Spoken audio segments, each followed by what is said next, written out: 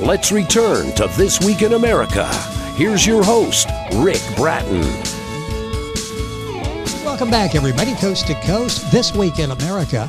An environmental engineer by profession, Dinkar Pujara, has written 3 political thrillers in his language, Gujarati, an Indian language spoken by about 50 million. His debut novel in English is based on his first novel, 108 Earthly Desires of a Dark-Hearted Man, which dealt with a border crisis between India and Pakistan in the spring of 1990 that almost brought the world to its first nuclear war, an interpretation of actual historical events.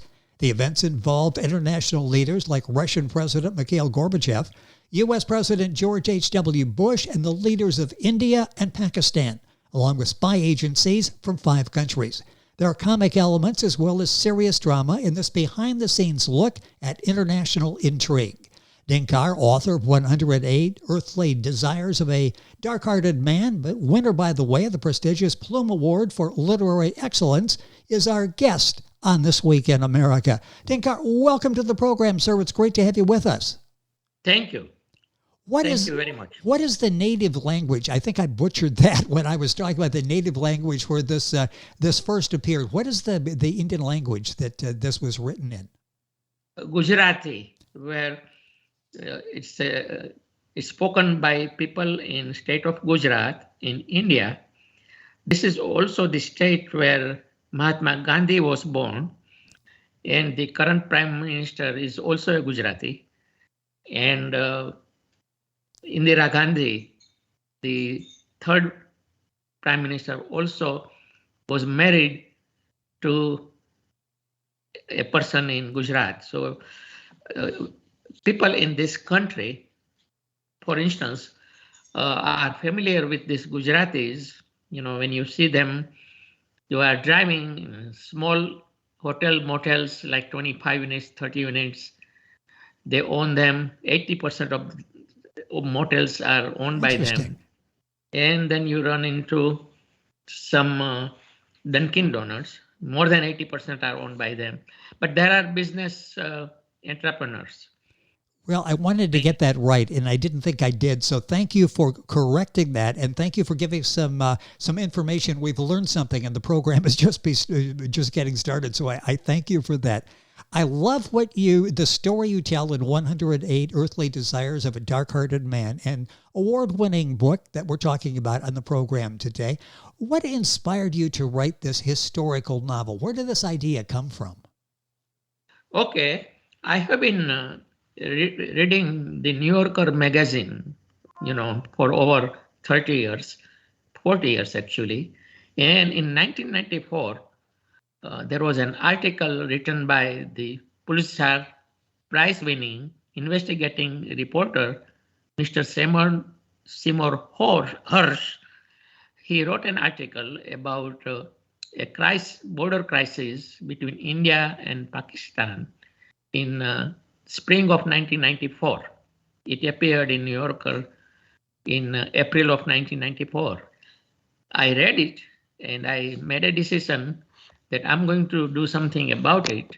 So the following year, in 1995, I wrote my first book in Gujarati, covering these incidents and what followed since then, geopolitically in Southeast Asia. So that was the inspiration I got, and everything Mr. Hersh wrote, is in National Archive, and I did the research, and everything was true, meaning that all the names he had used from President Bush, the senior National Security Advisor, Robert Gates, who actually was sent to Pakistan by Mr. Bush. Robert Gates served under 5 presidents. That's amazing. Yes, I think what last was Secretary of Defense in the Obama administration. Yes. So here's someone. Yes. He started with President Carter, during the Iran hostage crisis. So he served under 5 presidents, and he's a very respectable politician. he certainly navigated a number of different politicians and styles, and did so much Exactly. in bringing understanding to the world. Such a remarkable undertaking in writing this book. The border crisis happened in 1990. In your book, what were the origins? Where did this start? What was the genesis? Well, I will give you and your audience a brief history that India was granted freedom by Britain in 1947. At that time, India, which was a majority Hindu population country, also had a sizable Muslim minority. Excuse me. So the Muslim leaders at that time said that we don't want to be in India or part of India. We want our own country. And against Mr. Gandhi's wishes, there was a partition of the country. So the northwest India became West Pakistan, and the Muslims who were in majority in east side of the country became East Pakistan, and India was in between. However, there was a portion known as Kashmir. It was in dispute because both countries claimed that it should be with them. And the conflict, if you can believe it, is still going on after 60 years. Wow. So the United Nations got involved, and they established LOC, which is called line of control, like drawing a line in the sand between the two countries, and the people on both sides of the line are still guarding the border.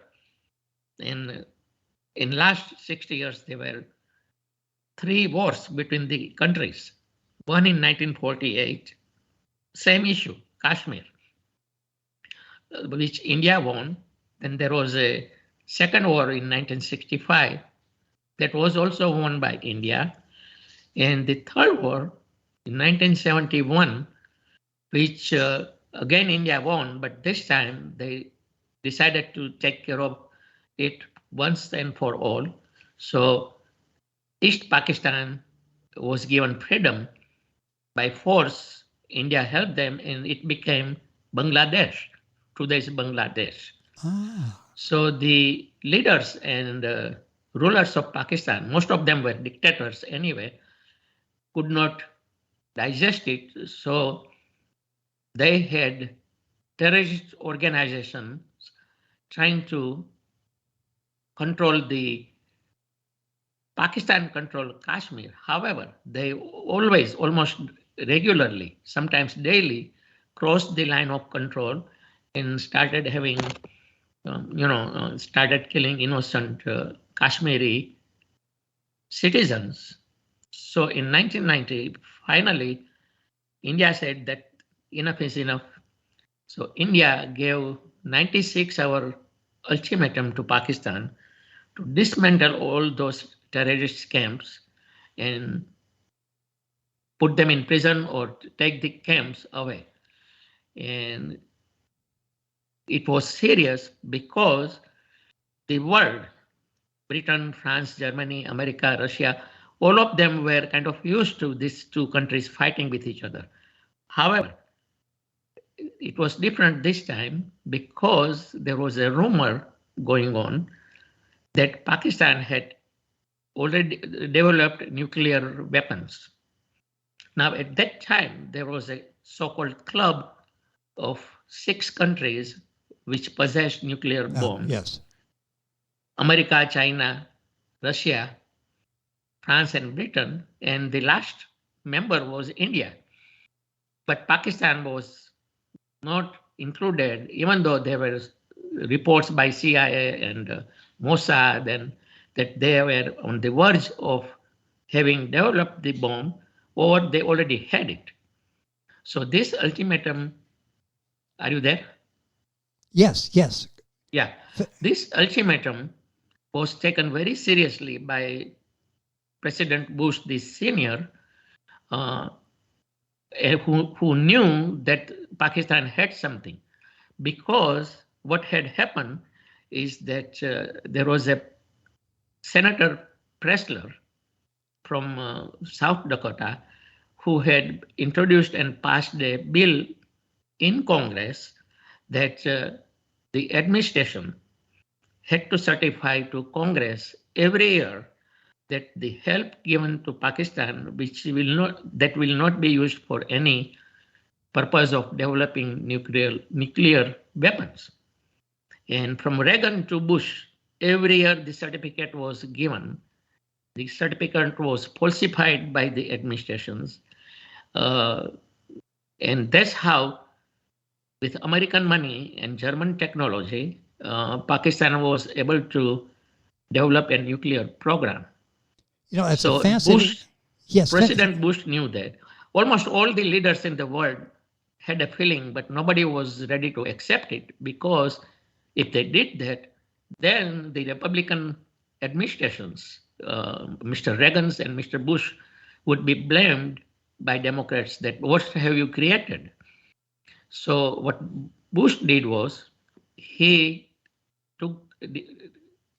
got President Gorbachev involved that this should be resolved very quickly before it escalates.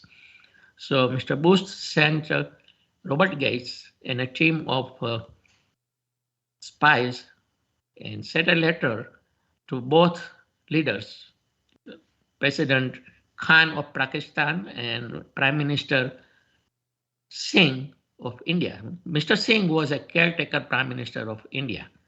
You know, caretaker meaning waiting for the next election, where Rajiv Gandhi was going to run, you know, as a candidate. Anyway, so Robert Gates went to Pakistan first, told the president of Pakistan and the military leaders of Pakistan.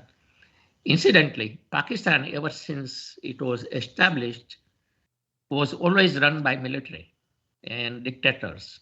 Anyway, I'm trying to be objective here because I'm from India. So the letter to Pakistan's president was very clear that if there is a war, not only America is not going to take their side, which it had all along in United Nations. And this time they said that we are going to step away and you are going to be on your own. Then Mr. Gates went to India and talked to Indian Prime Minister and military leaders in India that you have won 3 conventional wars, which is well and good, except that this war will not probably be a conventional war because Pakistan's back is against the wall. And if they have nuclear bombs, which we think they might have, they will be tempted to use it. And that was a deterrent. And India's Prime Minister said, okay, if they dismantle the terrorist camp, we will not invade Pakistan. So ultimately, Pakistan agreed. The dismantle process was carried out in 2 days, and terrorists were, you know, taken away in the other side of Pakistan. So that is the historical part of this book. I took some liberty and I made sure that let me add some adventures, because the team which had accompanied Robert Gates were a CIA agent, Martha, and India's agent, Sanjay, who is the so-called hero of the book. And, you know, they had their personal reasons based on their upbringing and hatred towards each other's country. So they also were part of this whole thing.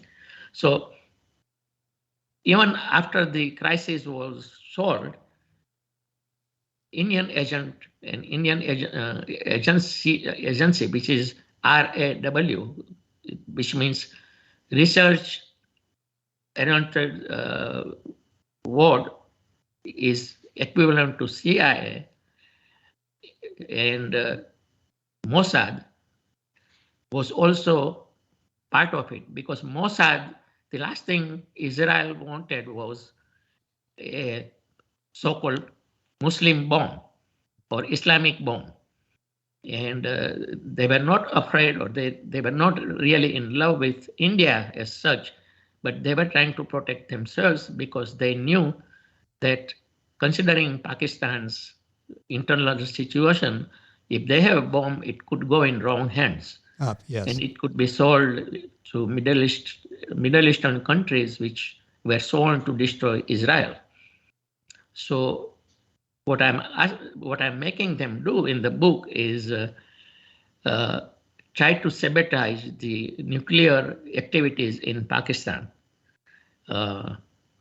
President Bush was not asked to authorize this, but he was aware, and the team decided to give him a chance to say that, oh, I did not know anything about it. Yes. However, it was done. So as a result, what happens in the book is that the warehouses and the site of nuclear site in Pakistan, were sabotaged, destroyed. And the only thing it did, though, and I have to be careful in saying this because everything is in the history, that what it did to Pakistan was that their program was delayed by 5-6 years. Pakistan ultimately developed bombs in 1996 and 97. And also because of this, later on, Benazir Bhutto, who was prime minister in the book and at that time, was also assassinated later in the mid-90s. So if somebody asked me that, well, what was the product or end result of this adventure by these two characters, was that on Pakistan's side, not only they went through a humiliation, but also lost credibility among other Arab states, and their program was delayed. Now, the book deals with these two characters, and for instance, the main character, Sanjay, is sort of a cynical person without any regards to morals or ethics or fidelity or anything, because his only goal was to punish Pakistan. And the same thing was for Pakistan's agent, Noor, very beautiful woman, and her husband had committed suicide in a prison camp in India, so she had personal reasons to punish India also. And then there was Martha Cohen, the CIA employee. She was trying to see that even though she is an American citizen, she is Jewish, and she was trying to protect Israel's interests. So all these three characters, they are all three fictional characters, conspire what happened in the end of the so-called resolution of the crisis. Yes. It's interesting how you develop the characters, and I want to talk about that in just a second. If you're joining us on the program, our guest is Dinkar Pujara. That's Dinkar. Pujara is Pujara if you're Googling. The book is 108 Earthly Desires of a Dark-Hearted Man. Book available at writersrepublic.com, in the bookshop. Other places, I'll send you to writersrepublic.com. Bookshop has the book available there. You can get information and order all this information on our website, thisweekinamerica.us. The title, 108 Earthly Desires of a Dark-Hearted Man. Let's talk about the 108. What is the significance of that in the title and in the novel? Well, 108 is a very significant number, and your audience can Google it. It has significance in almost all religions of the world, Hinduism, Buddhism, Judaism, Christianity, and also significance of astronomy and mathematics. So if you take the face value, the rosaries of Hindus which they use for prayer has 108 beads. Same thing with Sikhism and Buddhism. And there are people, when they go to temple, they circle around statues of their Lord 108 times. But besides, 108 has other significance, meaning, like, for instance, the diameter of sun is 108 times the diameter of Earth. The same thing is the distance between Earth and Moon. No, distance between Sun and Earth is also 108 times the diameter of Sun. And the distance between Moon is 108 times diameter of Moon. So people going back to 13th century in India had discovered the significance this way. And also, it was used by the mathematicians in India, even at that time when there were no technological support or even scientific support, that they were able to discover that the speed of light was 185,940 miles per second, only a few miles different, less than what we know now. Yes. This was done in 13th century. Wow. So, some of your readers probably don't know that the number 0, was also discovered by India. In India, in 8th century. There was no zeros, the number 0, there was nowhere else in mathematics. And so is the number infinity.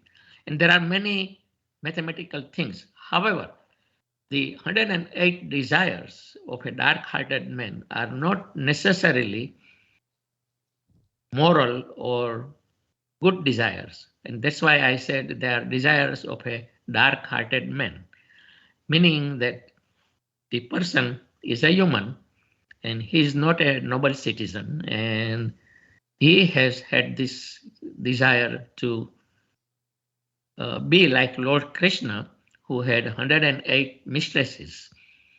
And when this hero was growing up, he had stupid goal that, well, I'm going to be like Lord Krishna, but that's a different thing. It's interesting as you develop the characters. They're smart, they're witty, they're good looking, but they don't necessarily have the moral values, the ethics. They're ruthless as well. And you bring out all different aspects of each individual character. That's why this is such a fascinating read and a fascinating spy novel. The book is 108 Earthly Desires of a Dark-Hearted Man. Ask another question. Boy, time is going by so quickly. A few minutes left. I want to talk about these characters. It's almost Sopranos-like in that the reader, you sort of have this love-hate relationship with the central character. You like them, you admire them in some sense, and then they do something and you're like, oh, geez, I can't believe they just did that. You sort of go both sides with that, don't you? Talk about developing those. It had to be fun to develop these characters because they are certainly flawed individuals. Exactly. And, if some of your audience readers were watching Sopranos, and at the last season, the last episode was kind of a secret by the creator, and the viewers were divided. Some people thought that, his enemies will kill him and destroy him. Yes. And there were some viewers who had like love-hate relationship with him and wanted him to survive and continue whatever he was doing. A typical sort of, I should not use the word mafia because it's not politically correct, but that he was a gangster. Yes. But he was so made lovable in the show. So I said, let me do this with my guy. Except that Sanjay, the hero, he never carries a gun. He has many people gotten killed, but he personally never carried a gun. He was also involved in a plot and killing of President Zia of Pakistan in 1988. And nobody found out because in that episode, in that accident, it was a plane crash. American ambassador was also killed. So everybody put it hush hush, and as usual, Pakistan blamed India and also Mossad, and America said nothing. And but this guy, I'm making him responsible for that killing, and that brings the heroine, so-called heroine, that she had all the reasons to get back to not only India, but this guy also. So she makes him fall in love with her, which was really not love, it was only sex. But, they carry on, and they're not faithful to each other. They don't have any fidelity issue. They were immoral, and they were really ruthless.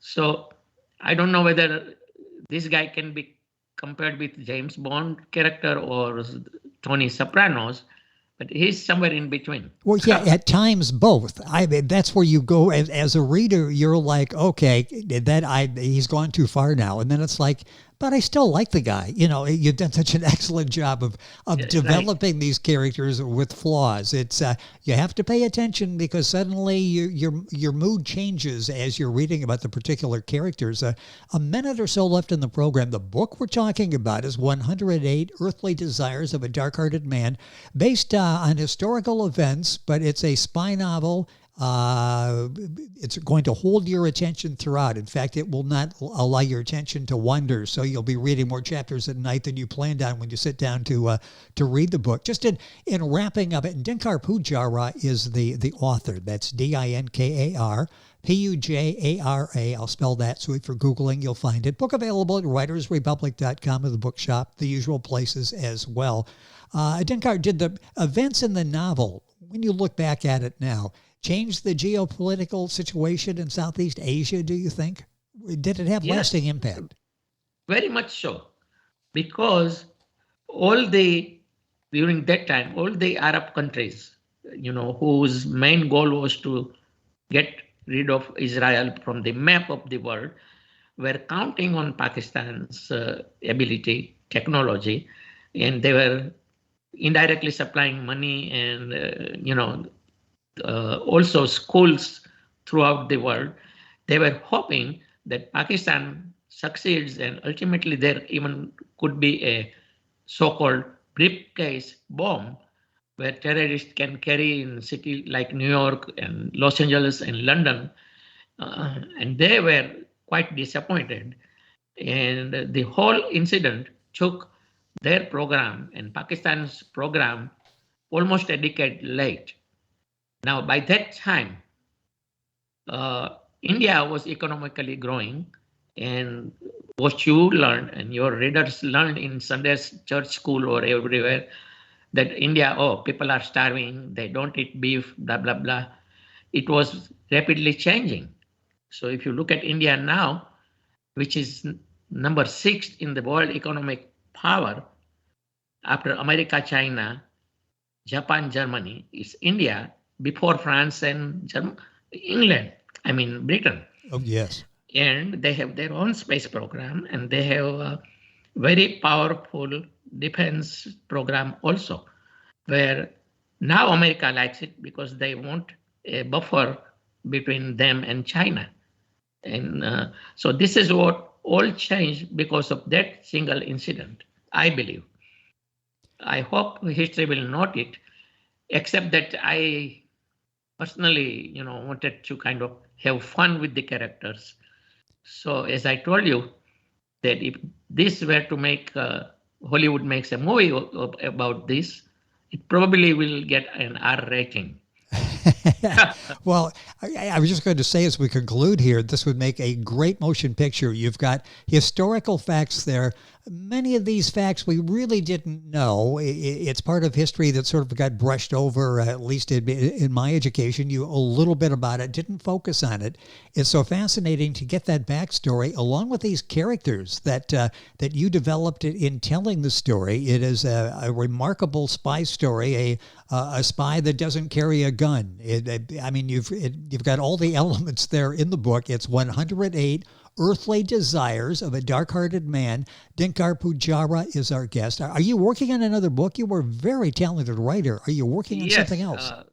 I'm going to prepare a sequel to this. Oh, good. Because at the end of the book, the Pakistani spy Noor is asked to settle down in Sri Lanka and have a conspiracy where Rajiv Gandhi could be assassinated by somebody from Sri Lanka because Sri Lanka's rebels were unhappy with Rajiv Gandhi. And actually it did happen in 1991. But, it was all projected in this book. And also, I'm going to show the origins and the results of the first Gulf War, President Bush's loss of election to Bill Clinton. I'm not saying that all these things brought to that, but Sanjay, the hero, had decided to be active in politics because he had personal hatred for Bush at the time. Because Mr. Bush, when he was director of the CIA, had supported Pakistan in the genocide of Hindus in that time East Pakistan, which is now Bangladesh, and more than 3 million people were slaughtered. So for him, it was personal. So yes, I'm going to write a sequel. Looking forward to that. That is good news because there's so much to tell and to keep the story going, and Dinkar will do that. This book is 108 Earthly Desires of a Dark-Hearted Man, published by Writers Republic. You'll find the book writersrepublic.com in the bookshop, other places as well. Link on to Writers Republic by going to our website, thisweekinamerica.us. I have my own website. It's Dinkar Pujara Books.com. And we have that, by the way, on, if you go to our website, you'll find that there. You can go directly to Dinkar's website and get all the information there. So we have all that on our website. The book is so well done. Dinkar, it's been a pleasure having you on the program. Thank you for joining us on the program. Look forward to talking about the sequel. I can't wait to read that and to talk about it. Thank you for being with us on the show. Thank you very much, Rick. I really appreciate it. I'm glad you had the patience to hear my bumbling and everything. And, as I said, I tried to be objective as much as I could, but it's not, that simple. I found out when I wrote it. And, well, I can imagine that, and I certainly understand that, but you did an excellent job of telling us what happened and then picking it up with the characters and the story. Again, the book, 108 Earthly Desires of a Dark-Hearted Man. Information on our website, thisweekinamerica.us. And we're back on today's program after these messages.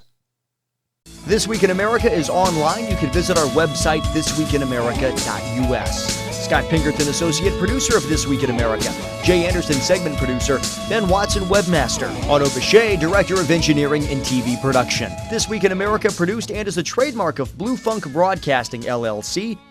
For information on all of our guests and to listen to this week's show, our website again at thisweekinamerica.us. And I'm Sean Bratton, Executive Producer of This Week in America.